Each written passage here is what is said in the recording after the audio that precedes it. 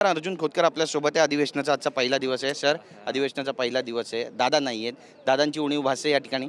अर्थात जो सर्वात अगोदर येणारा आणि सर्वात उशिरा जाणारा हा माणूस आणि या सभागृहातल्या प्रत्येक घटनेवरती अत्यंत बारकाईने लक्ष ठेवणारा माणूस आणि महाराष्ट्राचं एक मोठं नेतृत्व या ठिकाणी हरवल्याचं दुःख आहे.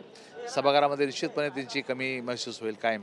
नक्कीच. पण दादा ज्या पद्धतीनं सगळ्या आमदारांना विचारात घ्यायचे आणि मग अर्थसंकल्प मांडायचे, यावेळेचा अर्थसंकल्प कशा पद्धतीने विशेष राहील आणि फडणवीस यांनी सुद्धा अर्थसंकल्प मांडताना काही सूचना आमदारांच्या त्यांना असणार आहेत का?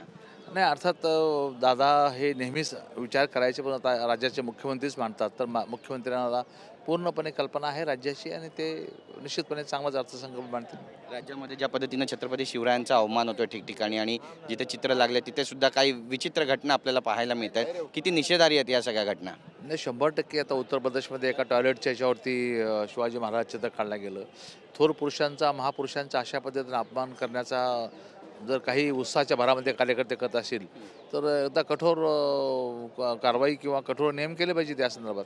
नक्कीच. पण हे जे कृत्य करतायत, ही जी विषवल्ली आहे, जी विकृती आहे, याला कशा पद्धतीने ठेचायला हवं? मी तेच म्हणतो ना की अशा पद्धतीनं काहीतरी कायदा करावा चांगला ठोस आणि त्यांच्यावरती कारवाई करावी.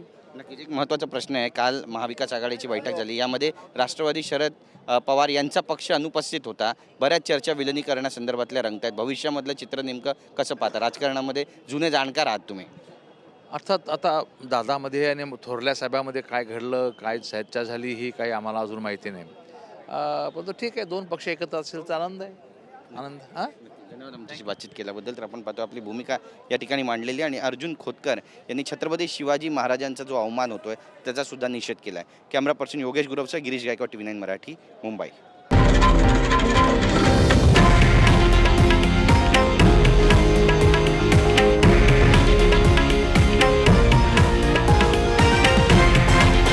हे आहे देशातील नंबर 1 न्यूज नेटवर्क आणि आपण पाहत आहात TV9 मराठी, एकमेव.